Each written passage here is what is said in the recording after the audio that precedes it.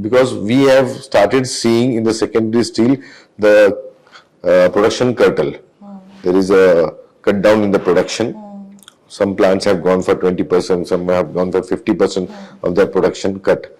Why? Because after certain pricing, we cannot go beyond that.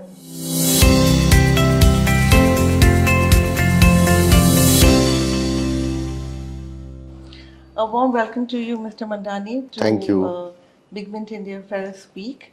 As you know, we are sitting on the sidelines of this mega event, and I'm Madhumita Mukherjee, Consultant Director in charge of Industry Relations at BigMint. And once again, welcome to BigMint Podcast, sir. And before we proceed, I would like you to introduce yourself and say a few words about AIIFA. Yeah. So myself, Yogesh Mandhani, I'm a president for AIIFA Sustainable Steel Manufacturing Association. Right. AIIFA Sustainable Steel Manufacturing Association is a voice for 1,800 steel manufacturers all across India who are promising sustainable and affordable steel manufacturers spread across pan-India. And I would also like to thank the entire team of BigMint, especially the BigMint broadcast, for organizing such type of event. And it's a privilege to the steel makers that an organization like BigMint stands with the voice of this so-called secondary steel sector, which contributes to 47% of the steel making in India. And we are really happy and we congratulate BigMint for their work to the steel makers. Thank you. Thank you. Mr. Mandhani, India's secondary steel sector accounts for a sizable share of Indian steel production. But what, in your views, are the key structural challenges the sector is facing, and what prescription do you have to resolve these? So, if you see the past, this sector has its own beauty of making steel. The setup of the steel manufacturing of this sector is very less time it get established, and the technologies have emerged such a way for this sector that they are producing a huge capacity of the steel to the quality to the up its mark and are progressively growing. Number one. Now the things what you asked me is about the challenges. Definitely every pathway has its difficulties. This sector again has its difficulty. The most important part is that the level playing field is not yet been derived or given to this sector, wherein we are struggling very hard that the steel produced by this sector should also be promoted everywhere, in every government projects and in every infrastructure. It has to be given a level playing field. Though the ministry is together with us, ministry is in support, but the other ministries, the other consumers, the government consumers are still not accepting this bridge. What has been, the gap has been developed is because of the classification of main producers, primary producers, secondary producer, and actually this classification has no existence. Everything comes to the quality, everything comes to the BI standard, and once this quality and the standards are met, every steel is a steel. So that we want to promote, we want to make it loud that recently our Secretary Steel has mentioned that whenever there is a talk about the steel, people think, a normal layman people think that the steel is made by just 4 or 5 people like Tata's, SAIL, RINL, Jindal, and that's it. Why not? There is a recognition of the secondary sector which contributes to 47% of the steel making. And the question lies in the answer, and the answer lies in the question by the ministry. So the support is required from the ministry itself. Since you mentioned BIS, to what extent is this sector facing competition from the larger players, especially in terms of the BIS quality control order that came out a few months back? So what sort of, are you seeing any erosion in market? Yeah. So what recently? and how Yeah. the sector tackles So it? recently, what has happened? The BIS has come up with the norms, and these norms are being followed by each and every steelmakers of India. Now, recently, what has happened is they has come up with a proposal with a stringent norms for the quality with respect to the phosphorus and the sulfur in the steel and the physical properties. These are doable. The stringent norms are doable, but the question arises that whether there is a need of such type of stringent phos and sulfur control in our steel. Why we want to follow the standards like European standards or British standard when there is no need? Why we want to have a copy paste standards? We our geographical condition, our climatic conditions are much far differ from the European and the British regions. We have a temperature now. The temperature is going to around 50 degrees Celsius. What we are talking in the other standards like European standard is minus 30-degree temperature. There is no scope of minus 30-degree temperature, and that is why there is a need, because this will make the steel more costly.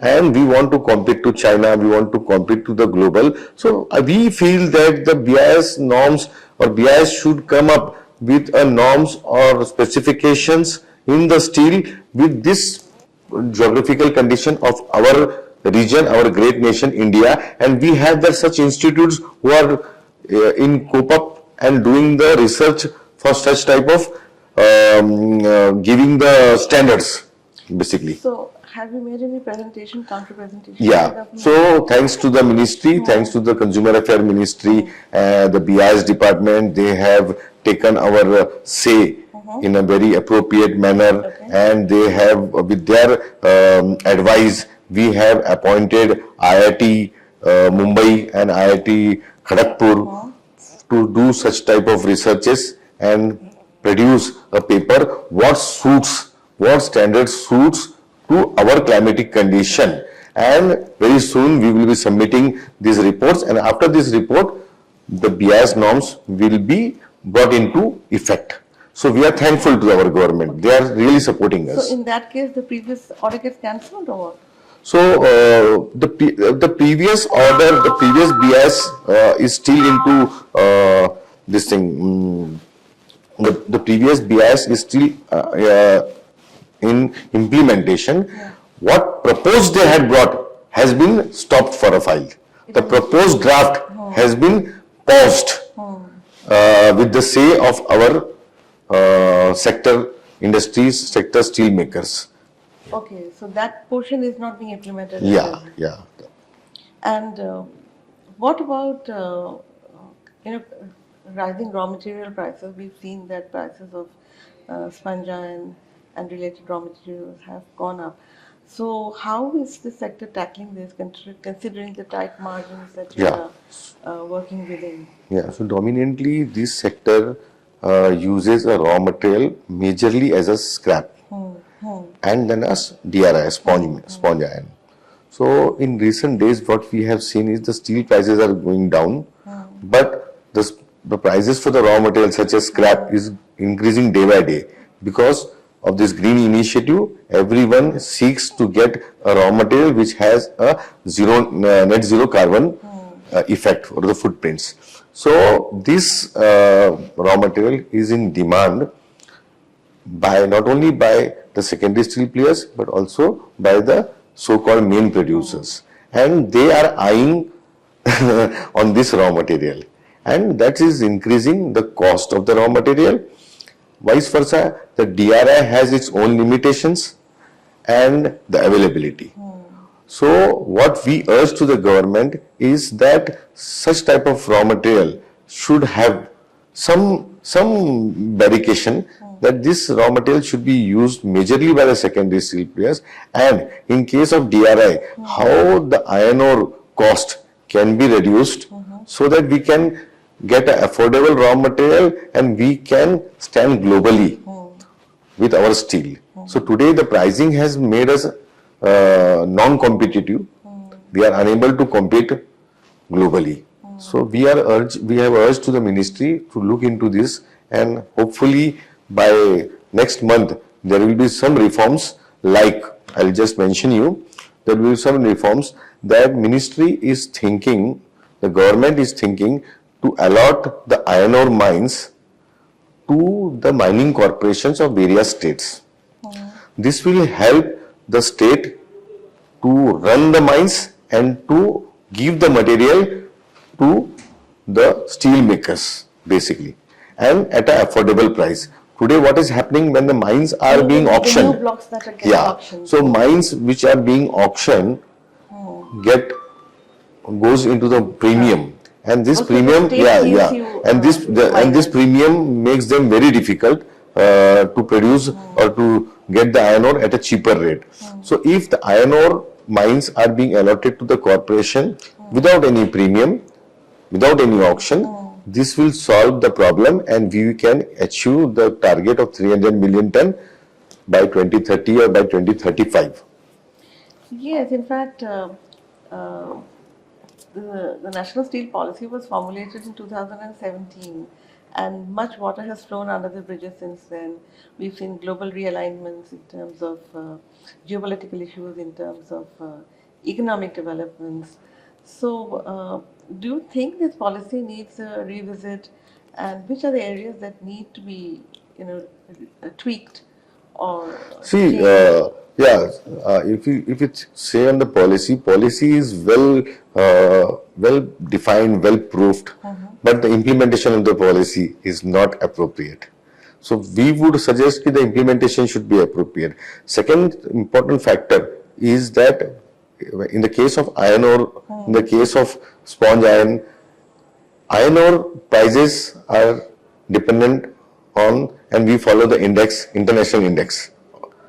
There is no need. We are self-sufficient with the iron ore.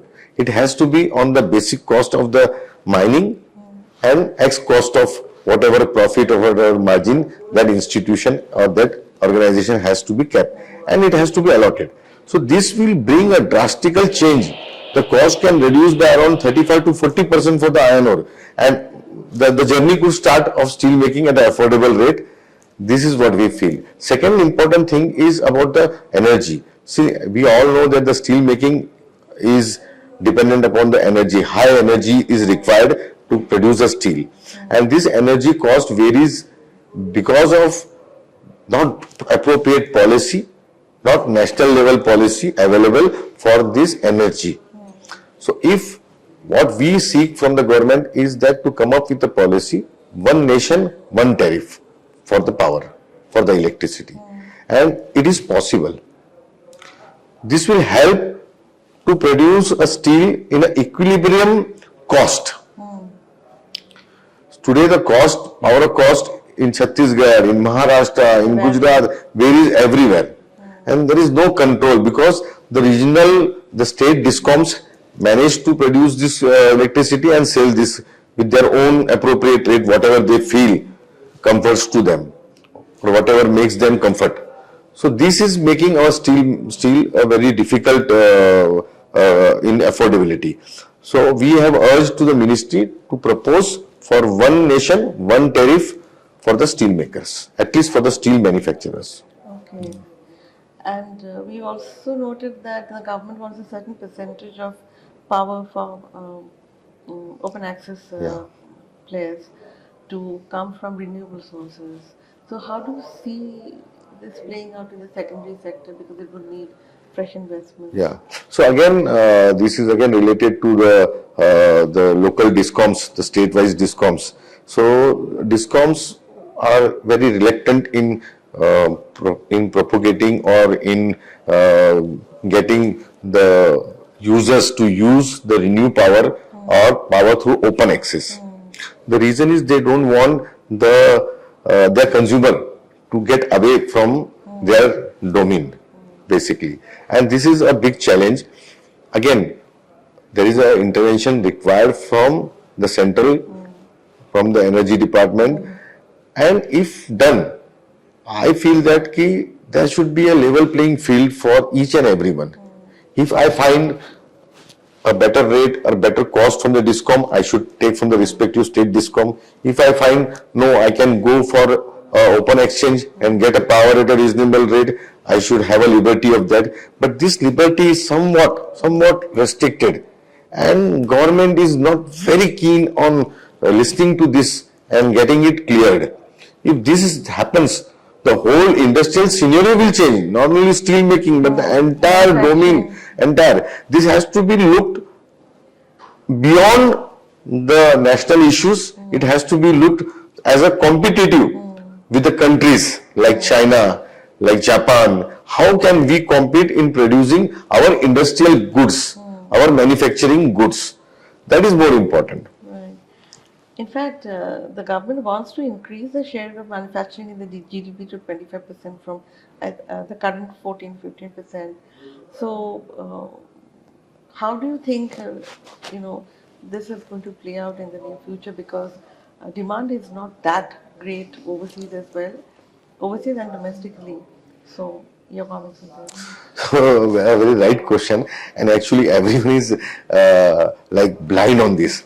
What has happened in the past? We were very aggressive with the voice, with the say, or with the call from the government that we need to produce 300 million ton, and everyone was like, come on, government is keen about getting into the more capacities, more production, and supporting a lot. But what has missed is about the consumption. So today is a very disparity between the consumptions and between the production. Today our productions are high, the capacities are high, and our consumptions are low. And this has again impacted with the global market. Global market are not supportive to our steel makers because of the cost, because of the affordability, because of various factors that other countries are supplying at a very cheaper rate. So there we have a loss, wherein we had expected that our exports would increase by around 25 to 30%, but it has not happened. Although we have been in minus as far as the exports are concerned from the previous years. So that is again one of the major cause. So government have to look on the consumption of the local steel. So the local infrastructure projects run by government has to be. Are you happy with the current level of consumption? No, not at all. And how do you see this panning out? So this level, this today's present situation is stopping each and everyone to increase their capacities, because there is one concern behind that. Since we don't have the global market presence, we are totally dependent upon the infrastructure development of the India and the consumption of India. So our country. So there is a big question right now. Firstly, there was some gap. The consumptions were increasing and our production was there. For a slight, maybe like period of one and a half year, the situation was in that way. But today the capacities have increased, but the consumption have gone down. We are entering we will soon enter the third quarter, which is supposed to be a very good period for consumption. So how do you see demand playing out over the rest of the current fiscal? Very tough time. Very tough time for the steel makers. The raw material costs are increasing, which is again not supporting us. Another factor is about the consumption. If you see the consumptions of the steel, previously if you could see the L&T was one of the major consumer of the steel. They don't have a major requirement right now. So that is So in the pipeline, when we have a discussion with them and when we have a talks with them, they say that in the pipeline there are no more projects coming up. Right. Yeah. So somewhat the projects have been slowed down. Yes, I think. Yes. So that is the major reason wherein the slow of infrastructure development is again making us tough time. In that case, how do you see prices playing out? No, for long products especially? So right now we are at the bottom of the prices. So I don't think so, because we have started seeing in the secondary steel the production curtail. There is a cut down in the production. Some plants have gone for 20%, some have gone for 50% of their production cut. Why? Because after certain pricing, we cannot go beyond that. We have stretched to the costing, to the pricing. Now it is beyond the control. So the better is to cut down the production, and when the demand and the pricing improves, again the production can gradually be increased. So that is the fundamental entrepreneur or a wise businessman think and take the decisions. So right now the industry is at that stage. What is the capacity utilization at present?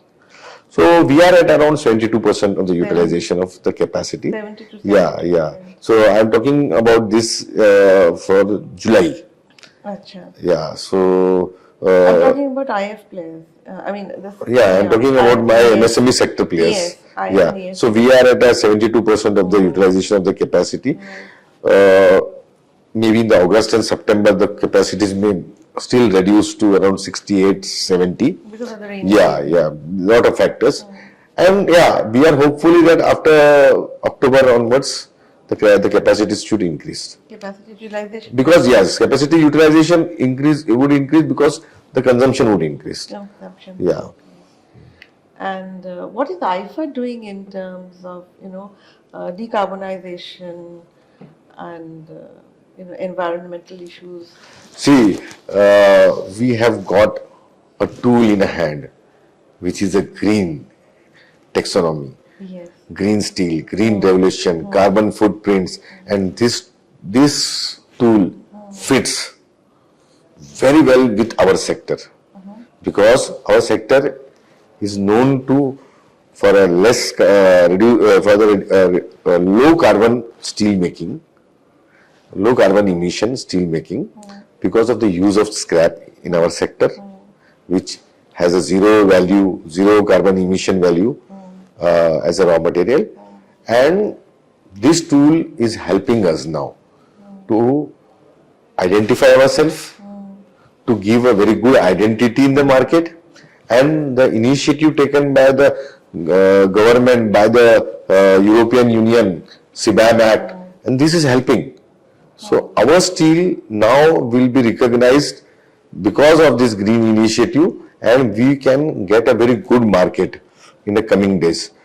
Thanks to again government has taken initiative and are creating a market for the green steel or the green product.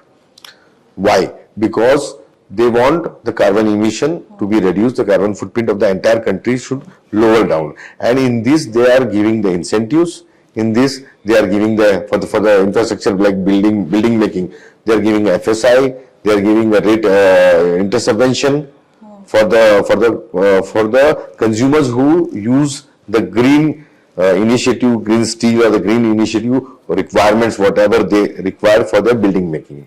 At the same time, scrap is becoming, a coveted commodity. How will the, SME sector address that? So that's a $100 million question. We are not aware because everyone is eyeing for the scrap. Not only the Indian players, the global players, the main players, every player wants a scrap. And if you see America, if you see European countries, they used to sell the scrap. They used to just give away the scrap from their country. Now they are storing it. Now the value of the scrap has increased. So it would be a very tough time for the sector, to maintain its strength of utilization of scrap to that level. If you see in the coming days, last few months or maybe like year, we are seeing that gradually the increase, the consumption of sponge iron, DRI, in the secondary player is increasing. Because of the non-availability of the non-affordable raw materials. Non-availability, affordability as well. And one last question: what do you feel about BIFW 2025? How do you think it helps? It will help further the interests of the steel industry. You mean to say AIIFA? This conference. Conference, yeah. So first of all, I would really thank BigMint for such type of, and the best part is this such event is happening in a region very prominent for the steel. If you see the players of this region were rather not much active or were not having much participation in the government initiatives. They were good in their market, they were good in their production, but were not very interactive with the government initiatives. Such type of event is bringing them to the platform where, and this is giving a recognition through, because of the BigMint. See, today it has made such a big noise that pan India and the neighboring countries also are aware about this event. Right. What is happening, how the things are going on, and in the way the BigMint has organized this event is like up to the mark, up to the mark. Thank you so much. And lastly, what about the BigMint indices?